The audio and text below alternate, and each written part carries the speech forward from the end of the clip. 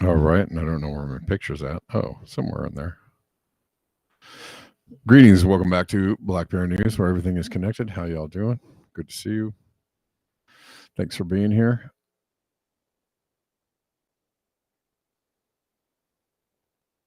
Optimus Prime, yes.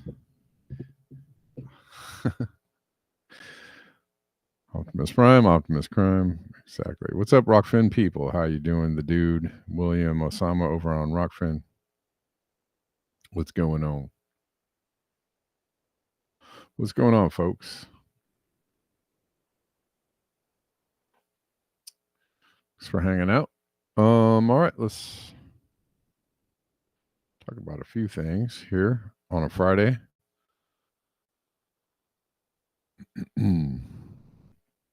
We're live on Rumble as well. Well, we're using the Rumble studio. Yeah, this is all over the place today. Elon Musk, savior of the free world and free speech, is rolling out the robots.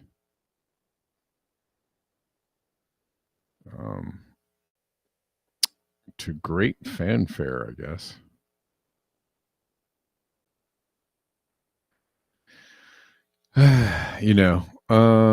Sure. This is just going to help everybody. Listen to him talk about what it's almost laughable. Not almost. It is absolutely hilarious, knee slapping.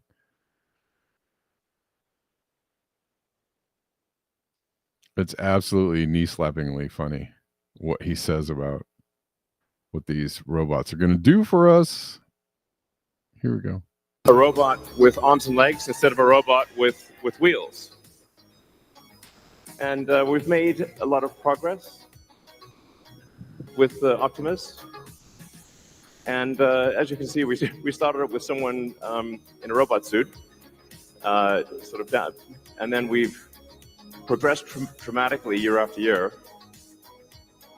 So if you extrapolate this, you're really going to have something spectacular, something that anyone could own. So you could have your own personal R2-D2 C-3PO. Okay. But fundamentally, at scale, the Optimus robot, you should be able to buy an Optimus robot for, I think, probably $20,000 to $30,000 long term. So, and what can it do?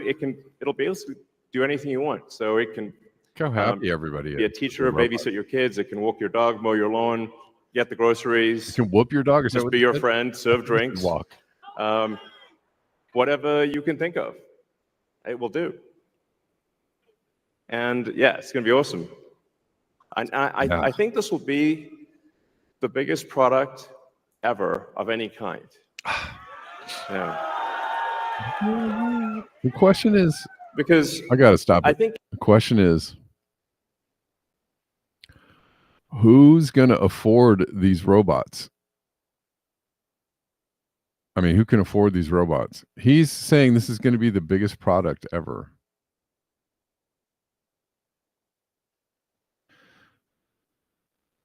Who? And it's funny because he's one of the people that's like, we need more people. We need more people to have babies. He understands. I mean, at least Elon Musk understands how the world works and the economy works, in that you need consumers and customers. But my question is, he said for a few $1,000s or some $30,000, $20,000, the price of a car, less than a car even, you can get a robot. I'm like, are people really going to be, if you have,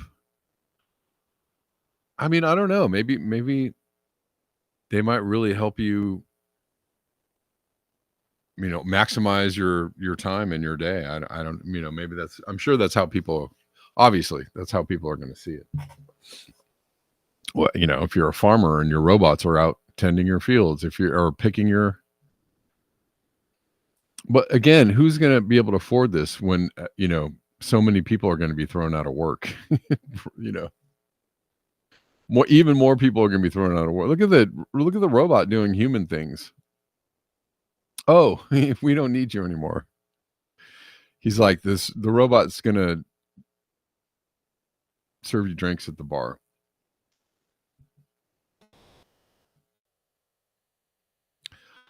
I mean, for some things I can see the optimization of it, the optimization of it.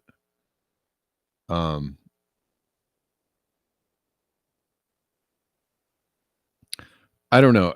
Obviously, he's saying, oh, look how helpful this is going to be. And I think that everybody understands the implications of how just, hurtful this could be, right? If these robots don't have the proper controls, or if these robots decide they don't like you today, or these robots decide to, get in a gang and do their own kind of gang stuff,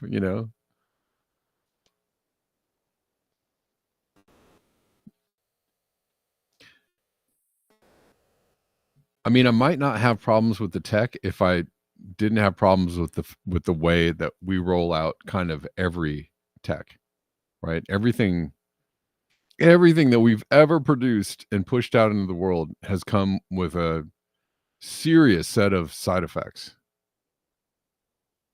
And we've spent the last, 100 years kind of trying to navigate not just the technology, but the side effects from the technology and trying to regulate the side effects of the technology, um, or avoid the side effects of the technology, or making new technology to be better than the other technology that had all the side effects. And this new technology doesn't have the side effects, kind of like the Green Revolution, right? Oh, we're going to replace these smoky, belchy, dirty factories and power plants and cars with clean, battery powered, and solar panels, and right, but they come with their own set of side effects, which actually so many people have pointed out are worse. The side effects from the renewable grid could possibly be worse than the side effects from the belchy, smoky, dirty, right? The problem is that we don't use the 7 generations rule for technology that we roll out. We don't really test it. Super duper test. We don't really put all the controls in place. And generally everything turns into a weapon, doesn't it? Even your food. Your food, your technology, your, whatever it is that's going on, it not only turns into a liability from the side effects, but it actually turns, eventually into a weapon that can be used against you if they want to. I mean, literally, you could have exploding pagers and walkie-talkies and computers and phones, right, in your very own hand. What if I say the wrong thing on this YouTube stream? I might get not just an exploding phone, but maybe I'll just get a jolt. Maybe I'll get an exciting, like, electrical charge from the phone in my day to let me know to shut up.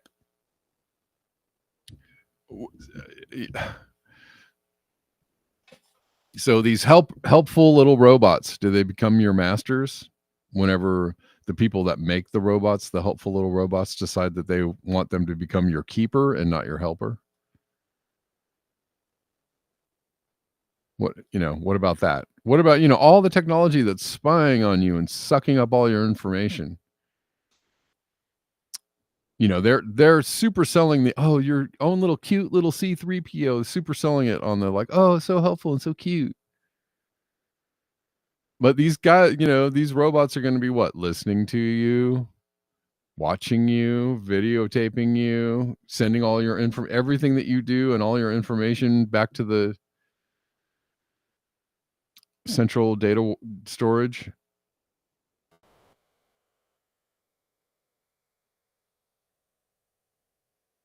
I have serious questions. I mean, and I am hoping climate change takes us all out before this can happen, or at least greatly impede the ability of this. How well is Optimus going to work in a flood? Not very well. Is Optimus going to save you from a flood or a hurricane? Nope. We're going to have floating robots just like we have floating cars. Cars in a way are like robots.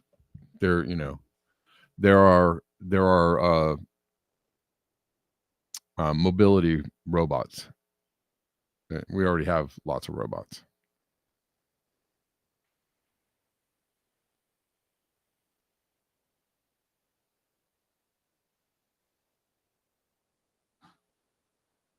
Gene says a robot at every corner, making sure you're out at 2 a.m. for a good reason. Yeah, checking your papers or scanning your phone, your digital ID, to make sure you are who you are.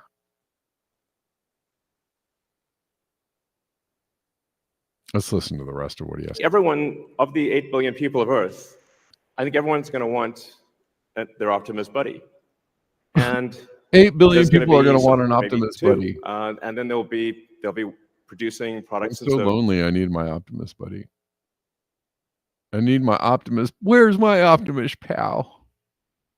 I have something I need to unload.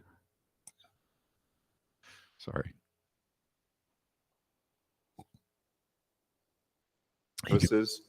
I predict, actually, provided we address risks of digital superintelligence, 80% probability of a good outcome. Dude, Look that's on the bright not very. side. 20% is a The lot problem of is bad, 80%. bro.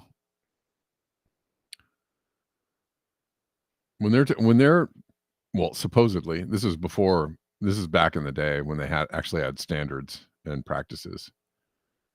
But back in the day, like a 1%, harm rate for like a vaccine or some kind of drug was enough to pull it. 20%? 20% is not good odds, bro.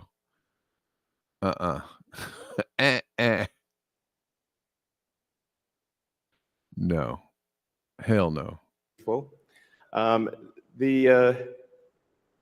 The cost of products and services will decline dramatically, and basically anyone will be able to The have. cost of goods and services will again, he's selling you on this like pie in the sky. The cost of goods and services. I mean, we already have robots making cars. We have robot cars. We have, all this, technological power. Has it made everybody's lives that much better? No, everybody's sinking in quicksand of debt. You know what it's made? It's made it way more easy for them to actually just steal money from you. That's what that's literally what's happening. It's just way easier for them to just scrape money from you. I mean, who needs a CBDC? If everybody uses PayPal and Cash App, I mean, Zelle is kind of cool, but like if everybody uses these other like digital money transaction machines, like, I mean, the 2 or 3% on every transaction up to 5%. I mean, that is huge. That is a huge cut, man. 20, I've always thought, back in the day when then Apple used to sell songs and they would take a 30% cut or whatever. I was like, that is a giant cut. 30%. Oh, thanks for the help. That's more than a management company is supposed to take. That's more than a lawyer is supposed to take. 30%, it's fucking gigantic. It's just made it easier for them to rape you. Which is exactly what, like he's selling this like, oh, it's going to make everything cheaper and everything will be plentiful and, you won't have to work and it's going to be like that. The typical utopia, future. In the future, nobody will work and we'll have robots that do everything for us and we'll just sit around and have a good time. Hell no, man. It's just going to be easier for them to just take your money. Or force you to go to, I don't know what happens. You have a robot, like, I don't know. I don't see the robot helper thing being a thing for very long, right?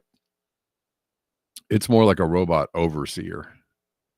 You're gonna see that way more. You're gonna see robot overseers. Get your ass back to work. Wow. I see you slacking over there. Or get off the street. Get off the, it's 10 o'clock. It's time to go home. Get out of here.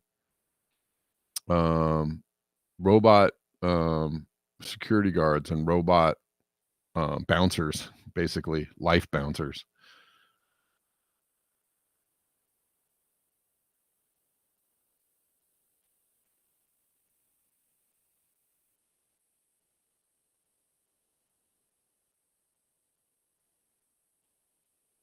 Maybe. Yeah, I just, the way that he's painting the picture of how they're going to be used, nah, nope. Nope. Not even close. They'll be our masters sooner than they'll be our helpers. Have any products and services they want. One of the things we wanted to show tonight was that Optimus is not a canned video. It's not walled off. The Optimus robots will walk among you. No. Please be nice to the Optimus robots. Hell no. So you'll be able to walk right up to them, and they'll serve drinks at the bar. Okay. There's obviously more to that speech, but we don't need to hear it.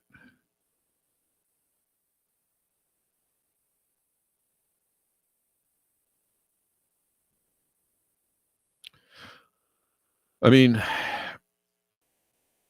he's saying that people are going to own these robots, but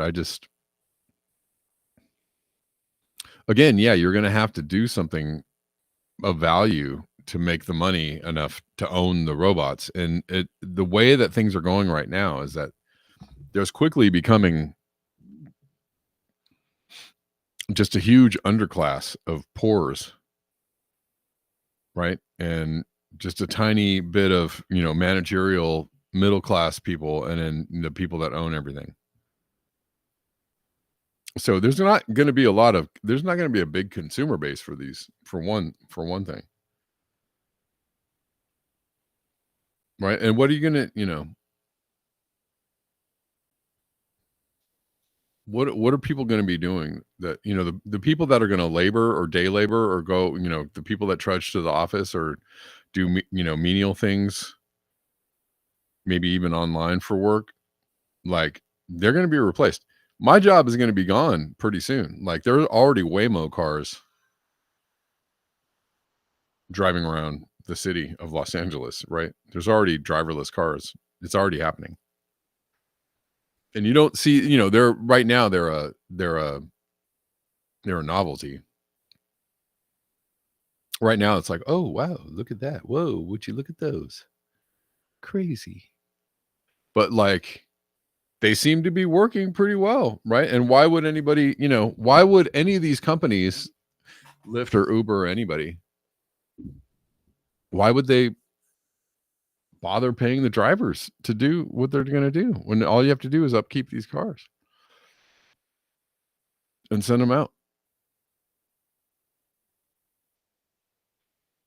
I mean, it's already happened. It's already here. It's already happening. It's already, a thing that's in the, and it seems like people don't really have a problem accepting it. So you're going to have, it's interesting. Grocery stores are an interesting example because most stores have like self checkout, and that's been around for, for years. But in most stores, there's plenty of checkers, right? There's still, I feel like a lot of people prefer to use like a checker and not the self checkout, but I prefer to do the self checkout.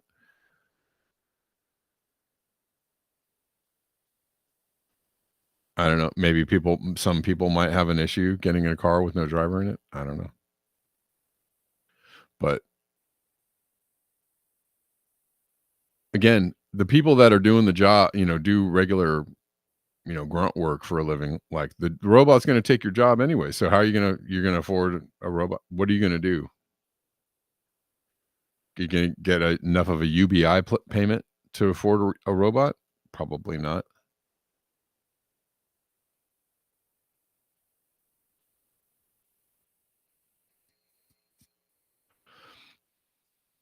You think the truly terrible things are already happening, Gene?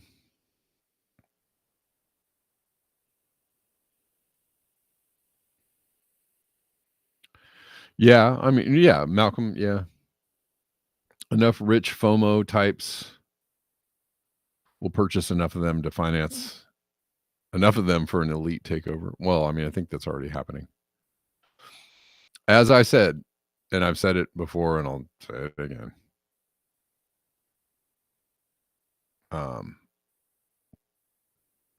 What they're showing us that they have, what the front facing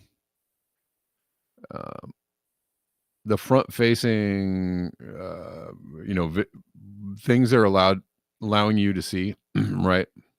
Sorry, I just can't talk right now. The things they're showing you that they, oh, look what we can do and look what we have. Like they have stuff that's, right? We already know that they have, like, probably more advanced robots than what they're showing you, and somewhere in a warehouse in China, in a warehouse in the Midwest, in a warehouse in South America, in a warehouse in Europe, they're making thousands of those little robot dogs with the sniper guns, like, hand over they are making as many as they possibly can as quickly as possible. They're making as many of, humanoid, um, I don't know, battle capable robots. They're making them as quickly as they possibly can, so that when things really fall apart and they're like, "You know what? We're gonna need y'all to stay inside the fucking house."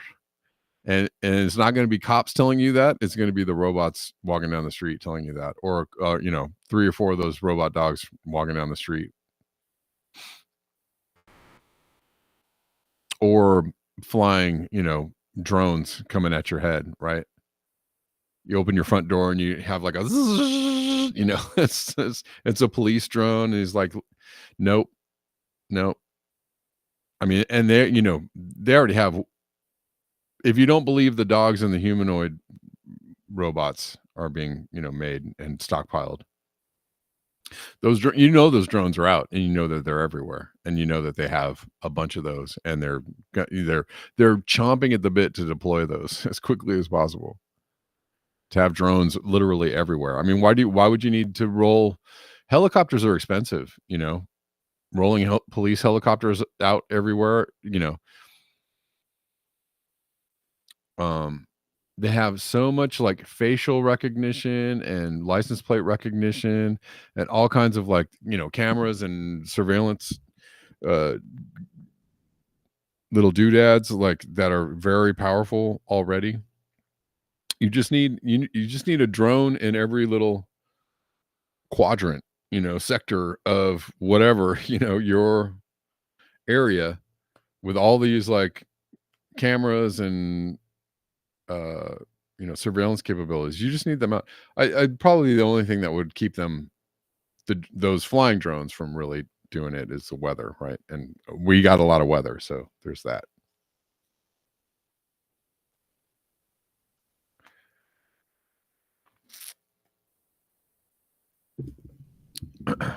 Anyways,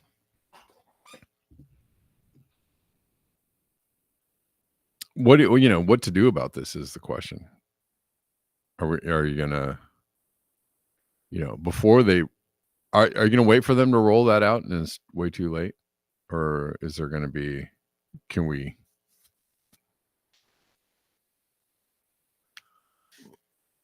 can we mount some kind of resistance? Now's the time. I don't see a lot of the reaction, I don't know, when he's making the speech and people are cheering, it sounds a little spooky. The cheering doesn't sound really, like, joyful. It sounds a little sounds like screaming and a little bit of booing along with the cheering. I don't know. You tell We started with someone in a robot suit, something that the Optimus robots.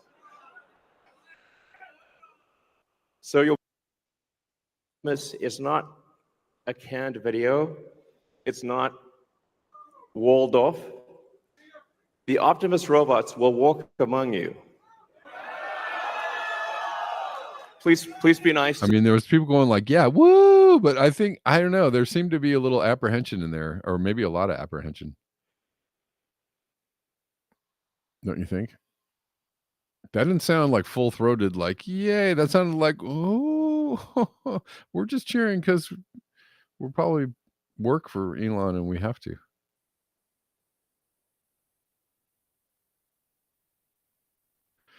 Exactly, clay bomb. Be careful of the Israeli-made sex robots. You might go out with a bang. Yeah.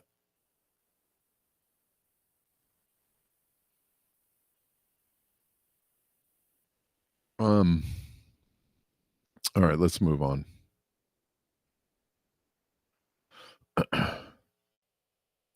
Oh, somebody gave me before I forget, someone bought me 5 coffees yesterday, and they don't tell me the name. They just said someone. So whoever that was, thank you very much for the coffees. I appreciate you. I need a robot, Sarah Connor. So Emily Atkin, over 40 years ago, Exxon's top scientists internally warned the company that climate change would lead to catastrophic weather events. Well, yeah, this is interesting because, because it's true.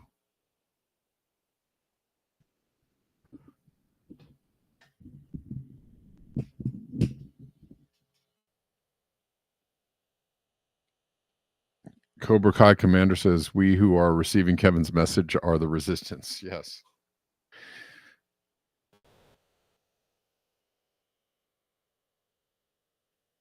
I mean, the thing we have going for us is that Mother Nature is probably going to make a lot of this technology difficult, because Mother Nature is just kicking technology's butt right now. Technology doesn't really have an answer for Mother Nature at the moment. See a lot of floating cars.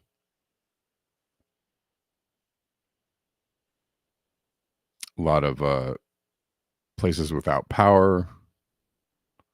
I saw somebody in Tampa. I have a bunch of friends in Tampa in my social media feed, and people are saying there's no gas. There's no gas to be had anywhere in Tampa. That's interesting. So then, now your cars are gone. Your ability to get around, gone.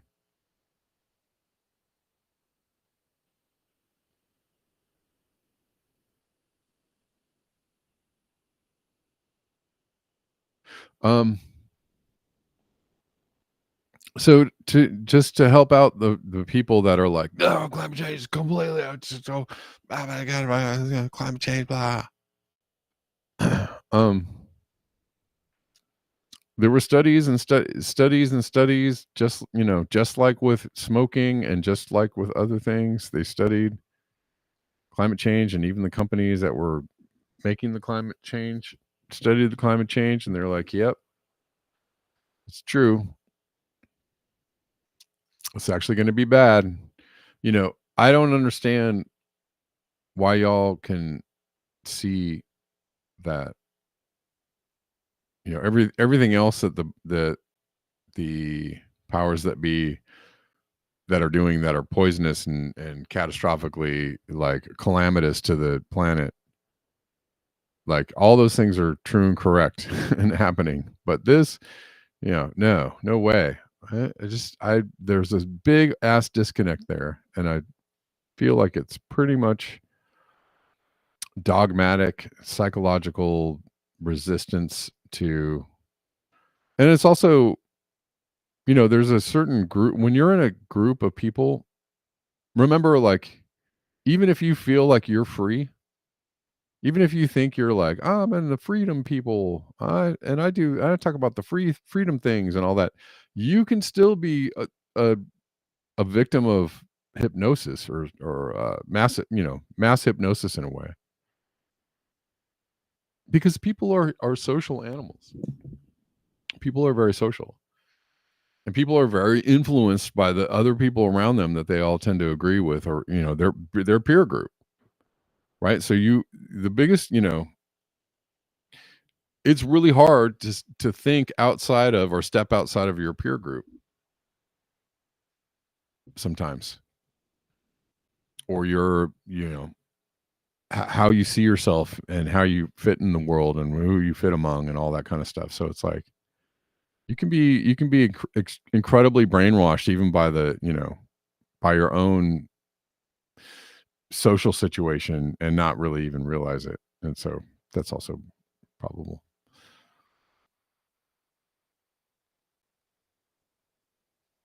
But just as with big pharma, big ag, the military industrial complex, big whatever, big tech, as with all these evil entities that are intent on destroying us and destroying the planet, you're leaving out the whole big oil thing there, which is kind of the biggest one. It's the one it's the linchpin to all of the other things. All of the other things. I even hear the alternative media folks, the libertarian, anarchist, right wing, freedom people, talking about how bad medicine, the medical Western medicines, and they're all petroleum based. Oh, petroleum based. Is petroleum bad? Oh, petroleum is bad when it's in your medicines, in your food, but it's not bad when it's in your car. It's not bad when it's being burned and sent up in the atmosphere. Like, explain that to me, please. Tell me more. I don't really It's like, whatever. I saw a really great Instagram post today, and I just can't. I don't know. It was a kind of a. I can't find it because it wasn't somebody that I follow, and so like when I closed the app and it disappeared, and I was like, damn it, I'll never get that back. Anyways, it was this lady who moved from Florida to Atlanta, and she was like kind of in the healer, whatever you want to call it, spiritual. There's this whole spiritual healer community, right? Like, especially on the internet, like people that are whatever. It's kind of nebulous, but healing people with I don't know what, maybe energy or astrology or just it's just witchy kind of stuff. Whatever. It is what it is. It's a big deal, right? It is a big deal. It's actually a huge deal. Anyways, this lady was like, yeah, I'm in this healing community and stuff, and I moved to Atlanta, and I just moved here 2 weeks ago, and we just had this huge hurricane, and I moved here, and I drove here in the middle of out of a hurricane, through a hurricane, and everybody's like asking me like, what is this? What's the significance of this on like a spiritual level? And she's like, yeah, it's significant. It's super significant. It's called climate change. Like, and she just kept saying, she's like, oh yeah, it has totally spiritual implications. Oh yeah, it totally is whatever. I can't paraphrasing pretty badly, but she's like, yeah, it's climate change. I was like, oh, this is great. This is a great video. And then I lost it. Dang it.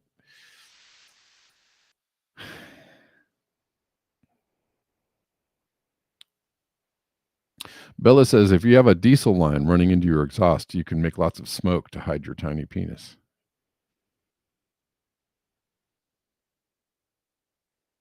Sure.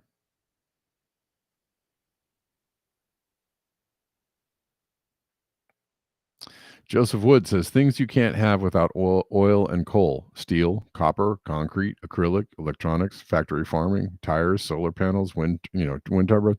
Yeah, exactly. Exactly. It's like all these things are bad. The thing, and we know, and they are, right? Like, I'm totally agreeing with that. All these things are bad, the things that all the powers that be in the corporations and the entities, the very powerful and wealthy and powerful and wealthy and powerful Oz, the powerful people, all the things that they're doing and manipulating and forcing on you and making you, interact with the grid, right? All that stuff is bad. But where's the oil part? You left out the biggest part. Oil is like underneath all of it, all of that. Big ag, big pharma, even geoengineering. How are you going to get the planes in the sky, right? If you believe that we're controlling, who knows? There's a pyramid in Alaska underground. Who knows? Maybe it's aliens, and we have, they're using 0 point energy, and we don't know about it. Possibly. But there's kind of a lot of interest in oil. There's kind of a thing called wars for oil. There's kind of a thing called geopolitical dominance over certain regions for oil. It seems like it's a pretty important thing. That's the other funny thing is like, oh, climate change, totally not a thing. Yeah, burning oil, yeah, it doesn't, that doesn't do anything. Totally not. but we spent a lot of time fighting over it. We spent a lot of time burning it in order to have the energy and the means in which to go out and wage wars in order to fight over getting more of it, because we need to burn a whole heck of a lot of it in order to do pretty much everything. There's not something inherently shitty in that. I don't know. I don't get it. I don't get it.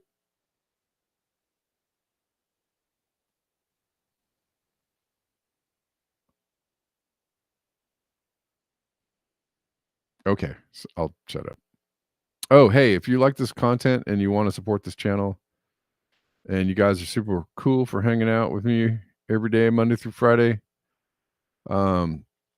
If you like this channel and you want to keep this channel going and you enjoy this content and it's coming to you for free and I don't charge anybody to watch it and stuff. If you like all that, and you want to support the show, I could certainly use your support. And there's a bunch of links. Please don't tip on Rockfin. Please don't tip on YouTube. Just don't tip in the apps that you're watching the show on, because I just will never get it. And they take such a huge cut. It's kind of ridiculous. You're losing, if you really want to help me and tip me, don't tip the thing that's going to take a big ass chunk of it.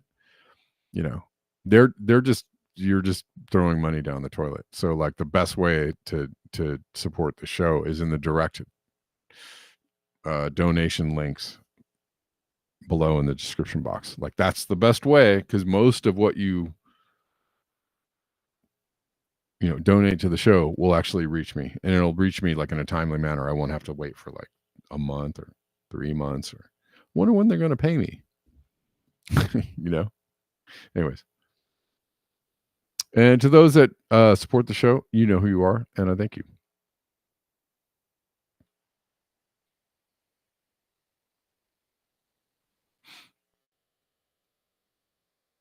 All right. Let's keep going. Well, I guess I'll never read this article. For scientists who study the effects of climate change, the scariest thing about Hurricane Milton is not simply its historic strength.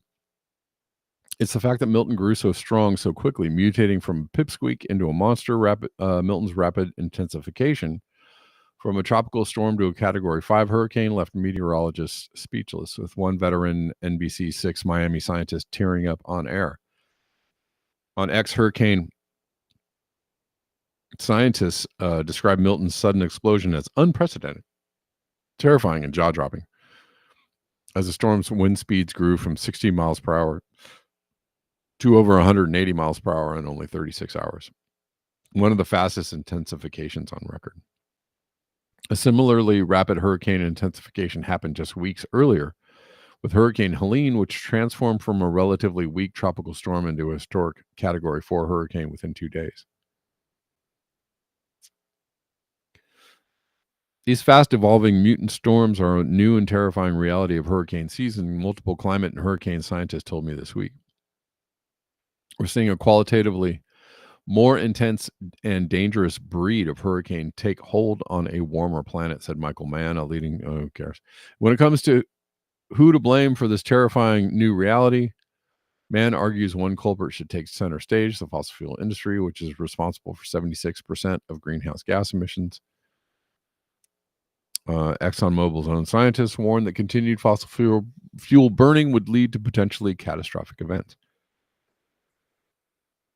That those catastrophes are playing out today represents the profound irresponsibility and culpability of a fossil fuel industry that knowingly hid evidence of tremendous danger of their product, not just danger to individuals, but danger to humanity and the planet, a whole higher category of crime.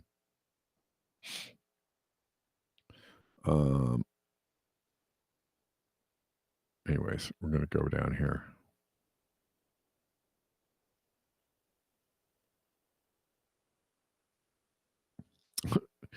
Some hurricane scientists are still cautious about the connection between climate change and rapidly intensifying hurricanes, because there's very little reliable data on storm intensity before 1980. Can't be as well. We got to throw in some wishy-washiness here at the end. Well, we don't know. We're not sure, even though it looks exactly like what everybody said was going to happen is happening, but we're not sure. let's try to like not be sure for another 20 years until things are really bad, and then they'll be like, well, certainly looks like there's some connection.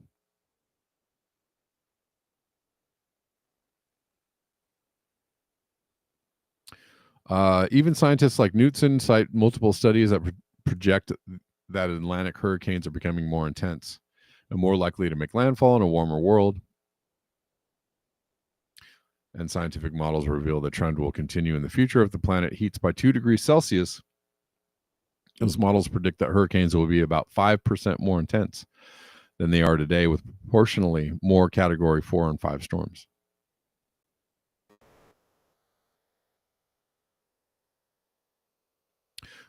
There's another one, kind of the same. It's kind of the same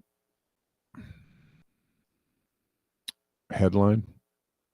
I don't know if they're going to tell us any new news.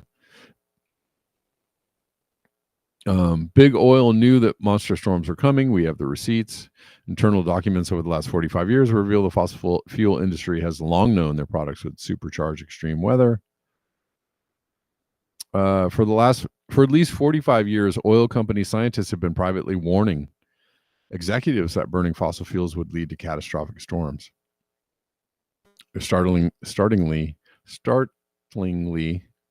accurate warnings are detailed in internal documents and publicly released films obtained by the Center for Climate Integrity and Dutch news site De Correspondent.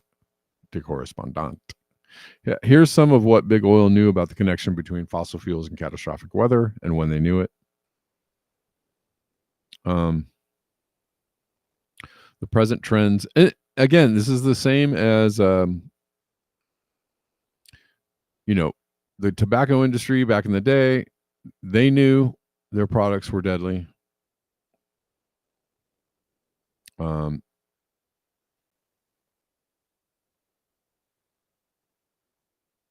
The pharmaceutical industry knows that their products are deadly and or unsafe, and then they go to great lengths to hide their own knowledge about this. It's perfectly safe. And then, years later, they're like, no, we totally didn't know that before we released the product no, we didn't know that.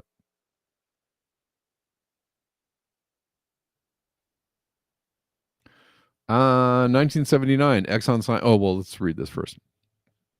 The present trends of fossil fuel combustion with a coal emphasis will lead to dramatic world climate changes within the next 75 years, according to many present climatic models. This is a memo from Exxon scientists to Exxon managers. In 1979, Exxon scientists warned managers that fossil fuels will cause major shifts in weather patterns. An internal memo distributed to Exxon managers summarized an Exxon scientific study that found that the present trends of fossil fuel combustion with the coal emphasis will lead to dramatic world climate changes within the next 75 years. Those predicted climate shifts included drought, violent storms, hurricanes, sea level rise, and reduced snowpack, all of which are now startlingly accurate. To avoid these changes, one Exxon executive concluded dramatic changes in patterns of energy use would be required. Dramatic changes in patterns of energy use. Not different kinds of energy, not a dramatic shift in the type of energy, not a dramatic shift in the energy technology. Energy use. Key. Energy use. How much energy do you actually need? September 1982, Exxon scientists tells top executives there is unanimous agreement about weather shifts. 82.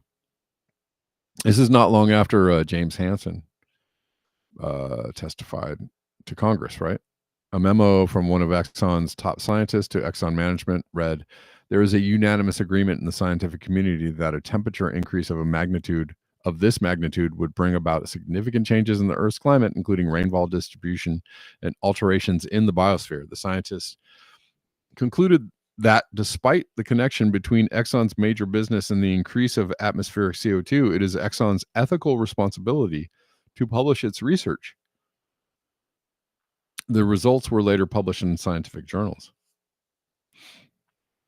November 1982, Exxon manager warns that rising CO2 will lead to potential global catastrophes.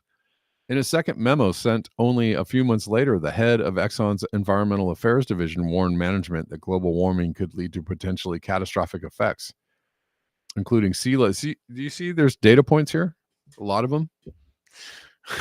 This isn't like one study, one dude, somebody making this up. This is like, several scientists over a long period of time going, yep. We looked at this and this is what it said. You should be upset that the oil companies and the people in charge know that they're destroying the planet and keep on doing it.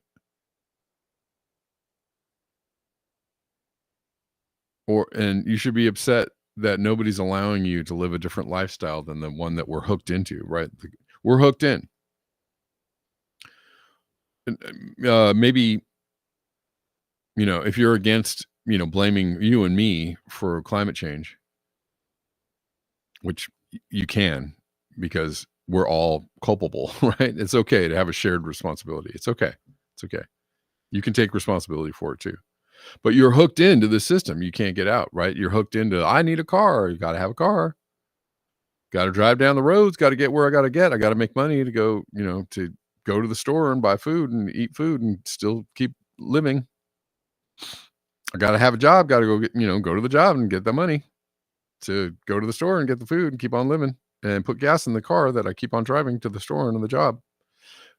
It's a whole thing. It's a whole system designed to keep you trapped in the system. Yes, it's your fault, partly, but it's, they're the ones that design the system and won't let you out of the system and tell you that if you want to go wander off into the mountains and grow your own berries or whatever, like, probably not going to be able to do that.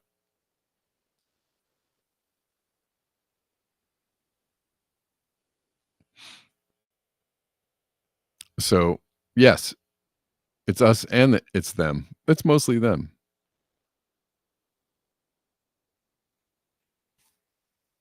The Exxon manager summarized an outside scientific study saying that carbon emissions from fossil fuels could eventually cause great irreversible harm to our planet. 1988, Shell scientists predict that fossil fuels will lead to extreme storms. In a confidential report on the greenhouse effect that summarized 5 years of internal climate studies, Shell scientists predicted that increases in CO2 and other greenhouse gases would most likely cause a 2-degree warming by 2040. 24, that's extremely accurate. 2-degree warming by 2040 and a 5 increase by 2100, which would lead to dramatic changes in precipitation and storm patterns and a rise in global average sea level. The report also estimated that there would be an increase in the frequency of tropical storms, which is, again, a temperature-dependent phenomenon. Again, are these, is somebody making this up? Is somebody like, I mean, I guess you could say, well, they're paying all these scientists to make up this stuff. I mean, this stuff is things that contradict the business of what Shell and Exxon do, right? So they want them to shut up. Do you understand? Like, if they're paying the scientists to make this stuff up, how is it? It doesn't make any sense to me, right? Like, how do you square that circle? The things that they're saying, contradict the acceptability and the safety of using the thing that they keep on telling you to go. You're still driving to the gas station. Am I right? You're still, paying the gas company, and and when you pay the electric company, yeah, it's electricity, but where are they getting that electricity from? Most likely fossil fuels, most of the time, 80% of the time, 90% of the time. They're burning, you're just, they want you to keep using this stuff, simply put. And if these scientists are saying, hey, if we keep using this stuff, it's going to be bad news. And they're like, shut up. Oh, here's a better idea. Let's we know a few radio and TV personalities that are real popular out there, and we're going to pay them to tell you that it's all a bunch of hooey and hogwash. And guess what? If we get enough people believing this, we can just keep on selling this stuff to you. We can just keep on hooking you into the machine. We can just keep on getting you to keep on going to the store and the gas station and the work, driving your gas sucking vehicle for years, decades, before anybody will realize what's happening. And that is actually what happened. It's been happening, and it's still happening. But somebody, some now, a lot of alternative, freedom loving, truth telling journalists out there are super, like, just repeating this line that was manufactured and put into the mouths of, very prominent right wing um, journalists, radio personalities, TV personalities, decades and decades and decades ago. You're just repeating the same line and, handing them the gift of a couple more decades of selling you, keeping you on this teat of selling you their products. So good job. Way to go. Good stuff. Way to use that big old skepticism bone, journalist.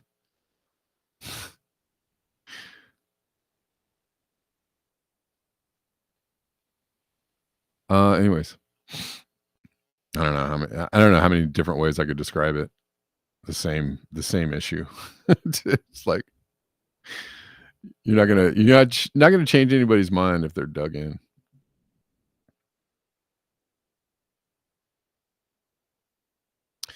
Yeah, stop using oil and gas, never gonna happen. Well, I'll tell you this, if we stopped using oil and gas to the degree that it would actually limit or lessen the harm to the planet, the entire economy of the planet would absolutely crash and burn. Absolutely crash and burn. And they can't let that happen either. And so there's a lot of interest. How much interest? A fuck ton of interest in not having that happen. And not having the entire economy of the planet and literally, like, our entire civilization just crashing and burning because it would probably take like a 20% less oil use to trigger that. If we lessened our oil use by like 20%, it would probably trigger a catastrophic meltdown of our entire civilization. Maybe I'm off by a couple of percentages, but it wouldn't be much. It wouldn't take much. But if, to the degree that we have to stop killing the planet, let's talk about an 80 or 90% reduction in the use of fossil fuels. That's the whole, dramatic changes in the energy use section of this article. That's what that means. Dramatic changes in the energy use, 80 or 90%. Less than that. That would be an absolute civilization wrecker. I mean, not just wrecked, but like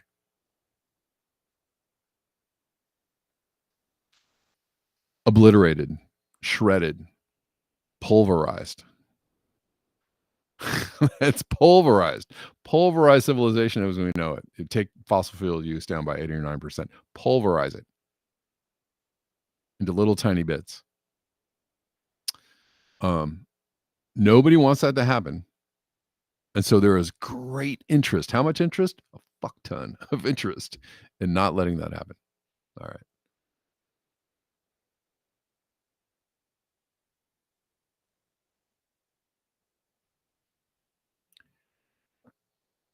1989, Shell experts project that violent weather could lead to conflicts.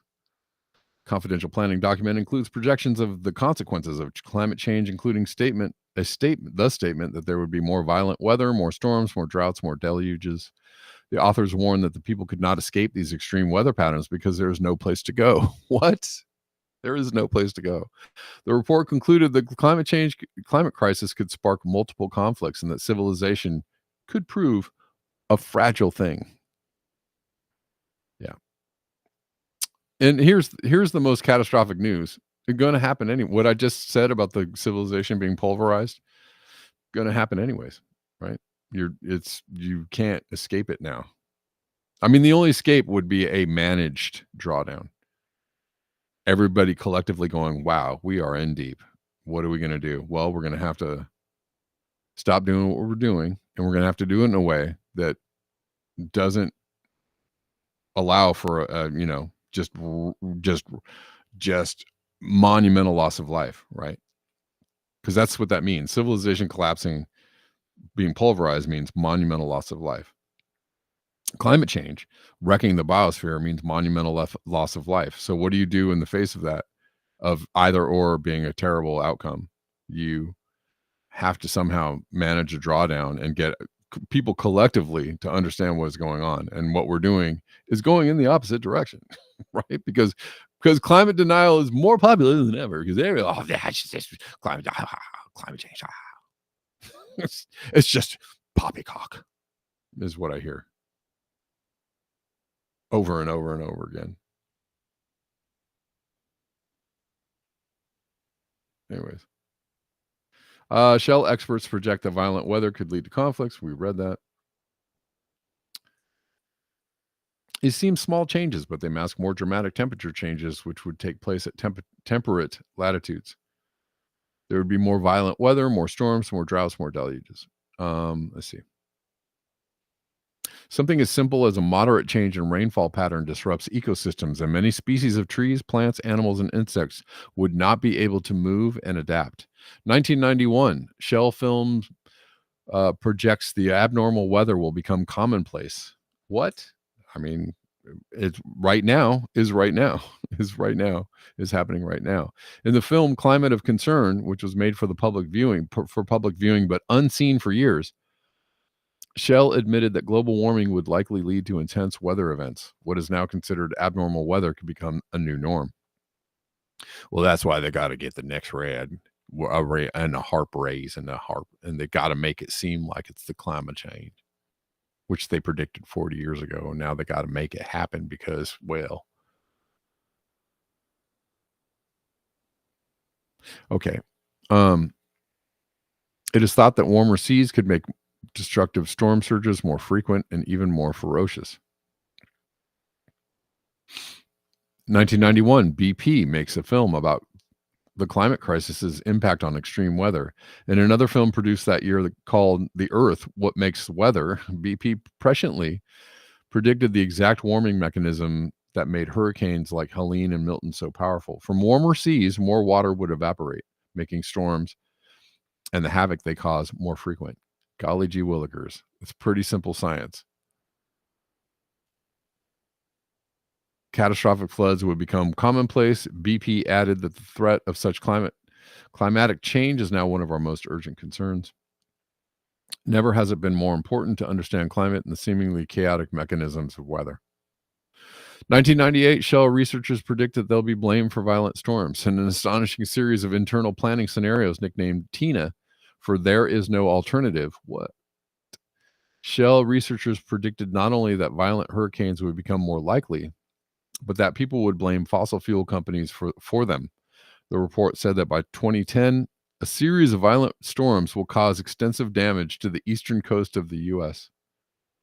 So they were off by a couple of years, but not by much. So they're off by a decade. They're off by like 10 years, and people are like, where is this climate change? Show it to me. They were predicting that climate change would kill us all in 1970. Where is this climate change? I don't see it. Oh, shit. I live in North Carolina.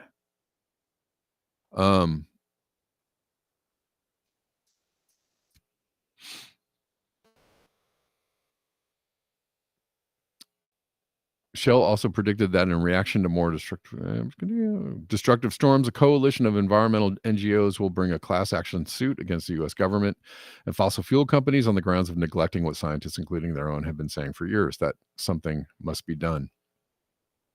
Shell's predictions were so eerily accurate that the Climate Investigation Center called them seemingly clairvoyant. At the same time these internal memos were being circulated, fossil fuels executives from the same companies were publicly downplaying their industry's role in the climate crisis and its connection to extreme weather.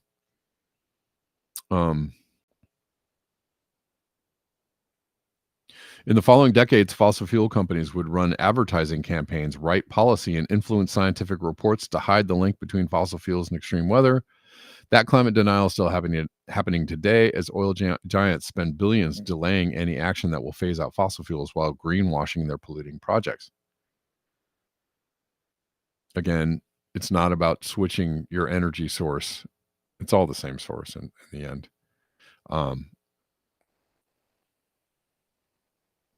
It's about dramatic changes in energy usage, right?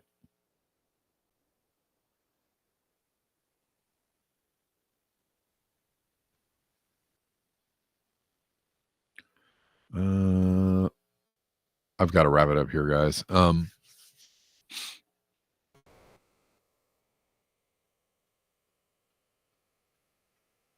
As recently as 2015, internal emails obtained by the Wall Street Journal revealed that Exxon executives were still asking scientists to cast doubt on climate science and its connection to natural disasters. Last year, fossil fuel companies sent a record 2,456 lobbyists to the United Nations Annual Climate Summit to influence negotiations. And most recently, the U.S. Senate Budget Committee found that the fossil fuel industry is still misleading the public about its efforts to mitigate the climate crisis, while privately admitting that it can't meet its net zero emissions goals.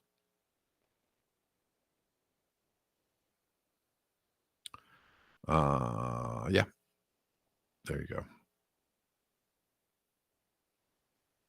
I think that about does it for me, guys. Gonna have to wrap it up and move on with my day.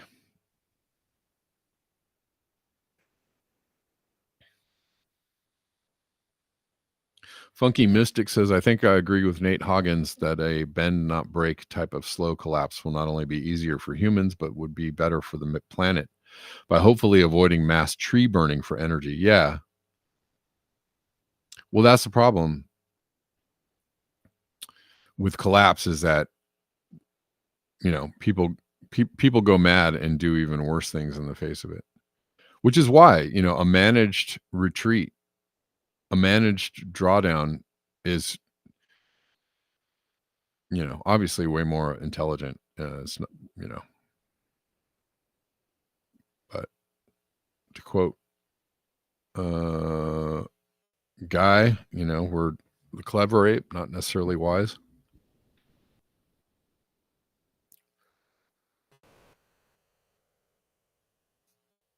Right.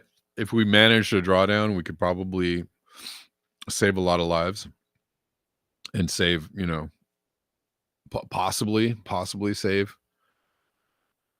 you know, something, what's left of the planet. Who knows? Well, also, we need to decommission nuclear plants, and we need to, you know, clean up as much of the toxicity as we possibly could before we don't have the ability to have, you know, organized technology or organized entities to like do, you know, big projects like that. The collapse is just collapse, and everything falls apart, and then everything burns. And I'm going to wrap up by reading this quote Bella posted from Edward Abbey. The highest treason, the meanest treason, is to deny the holiness of this little blue planet on which we journey through the cold void of space. All right. Thanks, guys. Appreciate you. I will see you on Monday. See you all on Monday. I'm going to, make sure nobody, I want to make sure I thank anybody who might have contributed to the show. Now,